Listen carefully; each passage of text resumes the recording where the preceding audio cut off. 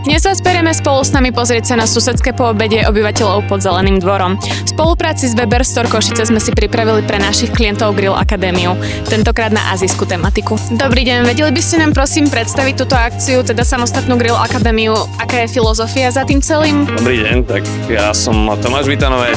Ja som Karol Sklenár. Táto Grill Akadémia je od Weberu, ktorí predávajú grily a chceli posunúť niekde inde tú grilovačku.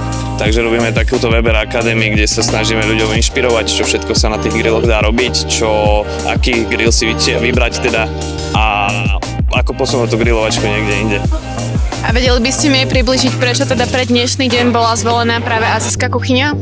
A dneska sme zvolili azijskú kuchyňu, lebo chceme ukázať zákazníkom vlastne to, že sa dá grilovať čokoľvek, že nemusí to byť len o nejakej grillovanej klobáse alebo nejakej krkovičke, kuracích prsiach.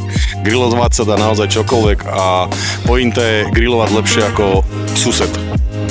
Ďakujeme pekne.